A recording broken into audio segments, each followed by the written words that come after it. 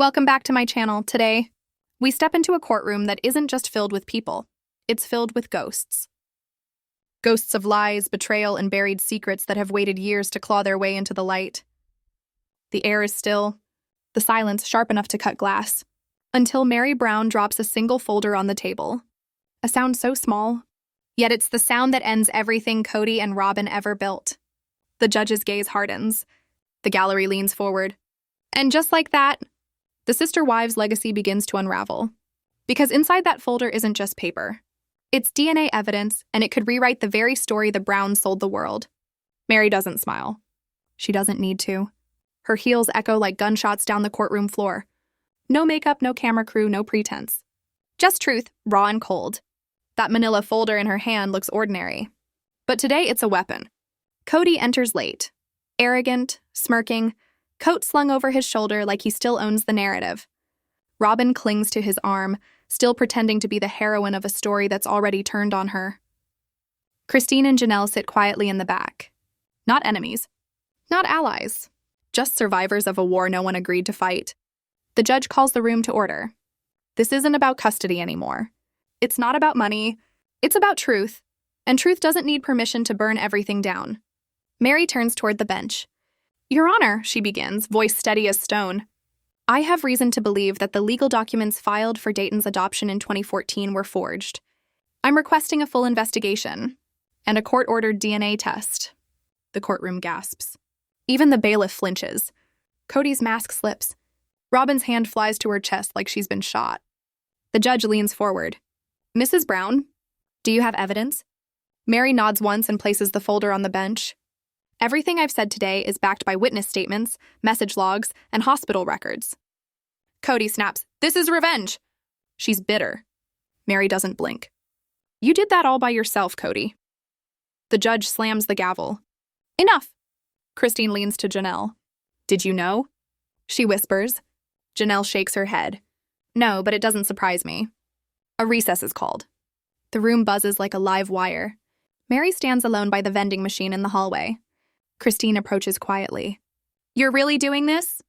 Meri's voice barely rises above a whisper. They've lied for years, Christine. You know it. But what if this destroys everything? Meri looks up, eyes hollow, voice flat.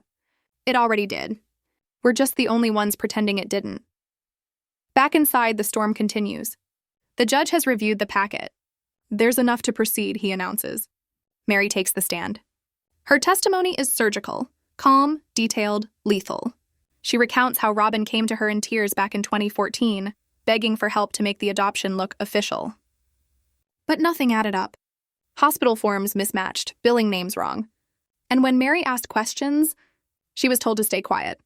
The defense tries to corner her. Why now, Mrs. Brown? Why after all these years? Because, Meri says softly, I'm not afraid anymore. Then it's Robyn's turn. Her voice trembles, her hands won't stop shaking. We did everything according to the law, she sobs. This is about Meri's jealousy. But the attorney slides a page across the table. Text messages. From Robyn to a man named Joel. The name sends a ripple through the room. Who is Joel? The lawyer asks. An old friend, Robyn whispers. Was Joel ever in a romantic relationship with you? Not at that time. Was he present when Dayton was born? Robyn's silence says more than words ever could. Yes, she finally admits. Kody stiffens. The judge's eyes narrow. The crowd gasps. And just like that, the illusion cracks. Court is adjourned for the night. But outside, the truth follows them like a ghost. The next morning, the air feels heavier. Reporters fill the gallery. The DNA results are sealed, waiting. Robyn enters first, alone. Her eyes red, her face pale. Kody's nowhere to be seen. The judge denies her lawyer's plea to delay. She filed the petition, the judge says. She faces the truth. Robyn takes the stand, trembling. I loved my son from the moment I met him. That's all that should matter. But it does matter, the attorney presses. Did you misrepresent any information on the birth record? No! You said Kody was present at the hospital. Was that true? Robyn hesitates. I thought it was right to say. So it was not true? Tears spill. I didn't lie. I just left things out.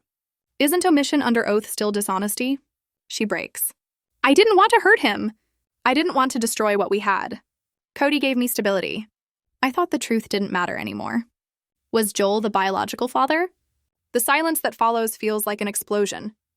When Kody storms in moments later, he freezes, eyes wide, face drained. "What the hell is going on here?" he shouts. The judge warns him to sit, but he can't move. Robyn won't even look at him. Meri watches from her seat, not with satisfaction, but with the weary calm of someone who's seen this moment coming for years. Because sometimes it isn't the lie that destroys a family. It's the truth that finally refuses to stay buried. It's the truth that finally refuses to stay buried. Outside courtroom 3B, the hallway is silent. Until it's not. 10 minutes before the next session begins, Kody Brown corners Robyn by the water fountain. No cameras. No TLC crew. Just two people whose empire is crumbling in real time. The microphones outside the door barely catch the fragments of their argument. "You told me I was the father," Kody hisses, voice cracking like a man losing both control and legacy. Robyn's eyes glisten, her hands trembling. "I needed you to believe it. I needed someone to believe in me." Kody steps back, his face a storm. "I built our entire life around that lie." His voice echoes down the marble corridor, a sound equal parts fury and heartbreak. Inside the courtroom, the energy shifts. Everyone senses something massive is about to unfold. The clerk passes a sealed manila envelope to the judge. Inside, the DNA results. The final truth that no one can spin. The judge breaks the seal. The paper trembles slightly in his hands. His expression changes, a subtle furrow, a tightening of the jaw. He clears his throat. "Going on record," he says, voice steady but grim, "the report verifies that Mr. Kody Brown is not the biological father." The room goes completely still. The kind of silence that hums in your bones. You could hear a pin drop. Robyn covers her face and breaks down. Not a performative cry, not for sympathy, a raw, choking sob of someone watching the scaffolding of her life collapse. Kody doesn't move. He's not raging, not shouting, just hollow. His eyes stare at nothing. The reality is too big to fit inside him. Christine closes her eyes. A whisper escapes her lips, maybe a prayer, maybe disbelief. Janelle reaches over, takes her hand. They don't smile. They don't gloat. They just sit. Two women who survived decades of gaslighting now witnessing their oppressor crumble under his own truth. Meri sits at the opposite end, eyes fixed forward. No glee, no triumph. Just quiet sorrow. Because even when you're right, the truth never feels like victory. Sometimes it just feels like another kind of loss. The lawyer rises, voice cutting through the tension. "Your Honor, we request permission to call a new witness, someone with first-hand knowledge of Mrs. Brown's statements during the adoption process." The judge nods. A side door opens. A woman enters, late 40s, tired eyes, brown jacket, a nurse's pin glinting under the lights. "My name is Carla Emerson," she begins softly. "I was the admitting nurse when Dayton Brown was born." The attorney leans forward. "Did you ever learn who the father was?" Carla's voice doesn't shake. "Yes." "And who was it?" She looks straight at Robyn. It was Joel. She listed his name on the intake form. The air thickens. Robyn's sobs echo across the chamber. Kody turns away, his face twisted with disbelief. Christine leans toward Janelle and murmurs, "She knew all along." The attorney ends his questioning. "Your Honor, based on these testimonies and documents, we believe fraud was committed during the 2014 adoption. We respectfully request that formal charges of misrepresentation and document falsification be considered." The judge exhales slowly, eyes sweeping across the faces before him, the wreckage of a family laid bare. "I'll review it," he says. "But before we close," his gaze fixes on Robyn. "Mrs. Brown, if you knew Kody wasn't the biological father, why proceed with the adoption?" Robyn lifts her face, mascara-streaked, voice trembling. "Because I was afraid he'd leave," she says. "I thought if I kept the secret, maybe he'd stay." Her voice breaks. Fear distorts love until it doesn't look like love anymore. It turns families into performances, and trust into a bargain. The judge closes the file. Court is adjourned. Meri is the first to rise. She doesn't look back. Christine lingers, placing a brief hand on Robyn's shoulder. Not forgiveness, not comfort, but acknowledgement. A silent "it's over." Kody storms past the press with no comment. No cameras this time. No smile, just silence. Robyn sits in her car hours after everyone's gone, staring at her reflection in the rearview mirror, as if waiting to recognize the woman who started all of this. The verdict isn't criminal, but it's devastating. The damage is done. And just when everyone thinks the story is over, Christine opens her briefcase. Inside a dark green folder, she quietly tells her attorney, "It's time. I'm taking the stand." The next morning, the courthouse feels different, heavier, drained, as though the building itself has absorbed the family's secrets. Christine enters, calm, composed, dressed in dark green, her folder clutched tightly in her hand. Her ponytail is sharp, her eyes even sharper. Every head turns as she walks down the aisle. The gallery senses it. Whatever's inside that folder is about to change everything again. Kody sits at the defense table, arms folded, eyes bloodshot. He hasn't spoken to Robyn since the DNA bombshell. She sits beside him now, pale, ghost-like, a woman haunted by her own choices. Meri watches from across the room. Not angry, not vindictive, just tired. She's seen enough truth to last a lifetime. The judge calls the room to order. We are resuming proceedings in case number 45B, Brown versus Brown. He turns toward Christine. "Mrs. Christine Brown, you may testify under oath." Christine stands, posture unflinching. "Your Honor," she begins, "this isn't just one adoption or one deception. It's years of them." A ripple of gasps sweeps the courtroom. Kody's jaw tightens. Christine continues, voice unwavering. "I have documented evidence of financial transfers, falsified insurance claims, and doctored marital records, all linked to Kody and Robyn Brown." The court reporter stops typing for a split second. Kody leaps to his feet. "What do you think you're doing, Christine?" She turns, her tone icy calm. "Something I should have done years ago. Because when the truth sleeps too long, it doesn't wake gently, it wakes up screaming." She opens her folder. Inside, a set of papers, a 2014 medical statement under Robyn's name, paid through Christine's own account. "I was told it was for a routine checkup," Christine says softly. "But it wasn't, it was prenatal care. And the father listed wasn't Kody's." A collective gasp fills the room. Kody slams his hand against the table. "That's enough! You're twisting everything!" The judge's gavel pounds. "Order!" Christine's eyes never waver. "You made me sign it, Kody. You said it was for the family, to keep the network quiet. But I didn't know I was signing a cover-up." And just like that, the courtroom falls into a silence more deafening than any scream. Because what's collapsing now isn't just a marriage. It's the empire of lies that held the sister wives together. It's the empire of lies that held the sister wives together. The silence feels alive. Robyn's tears return, first trembling, then pouring freely. "You swore you'd never say that," she whispers. Christine's eyes glimmer, steady but heavy with truth. "And you swore we'd never lie to the court," she answers. "You lied to me, Robyn. Lies don't die when you bury them. They take root.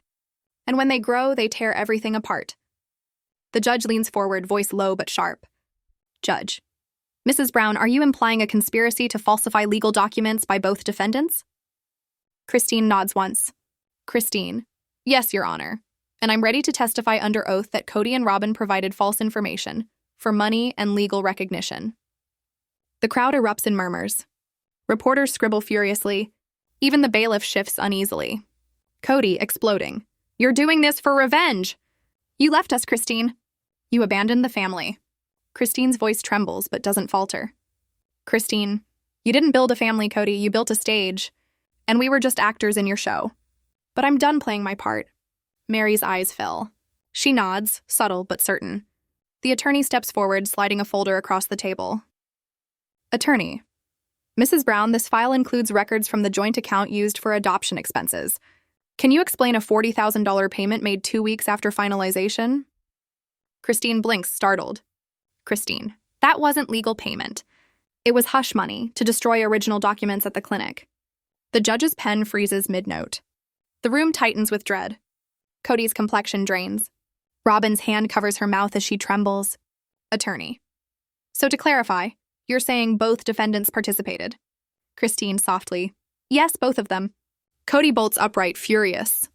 "Kody, you can't prove that." "There's no record." The attorney slides another sheet across the table.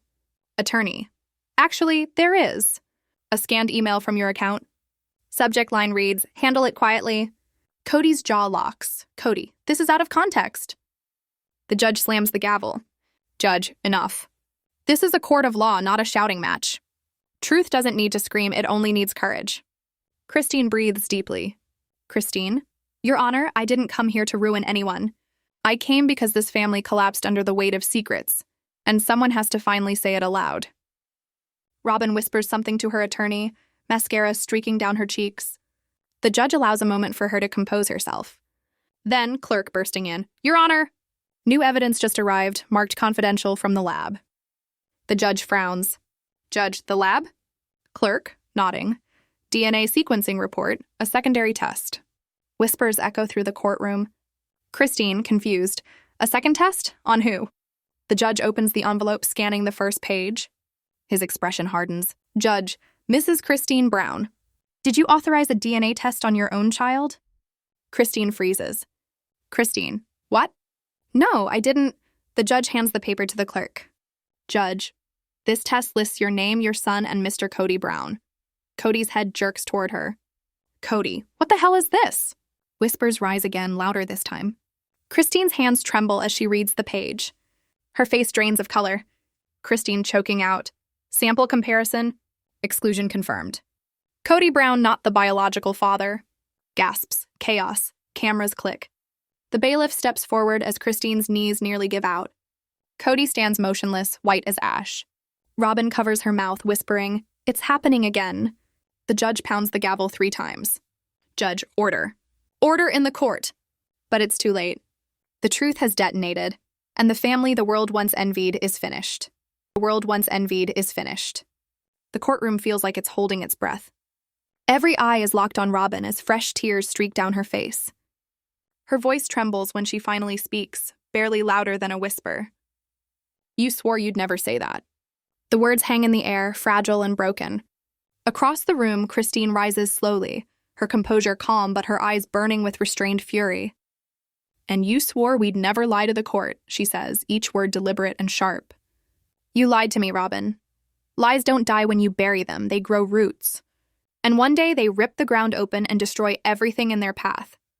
The judge leans forward, his tone steady but edged with disbelief. Mrs. Brown, he asks, are you implying a conspiracy to falsify documents by both defendants? Christine meets his gaze without hesitation. Yes, Your Honor. And I'm prepared to testify under oath that Kody and Robyn knowingly provided false information, for money, and for legal recognition. The air shifts instantly.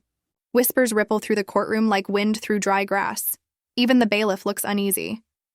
Kody's face reddens, his jaw tight, veins rising at his temple. He slams his hand on the table. You're twisting everything, he shouts, voice cracking with desperation.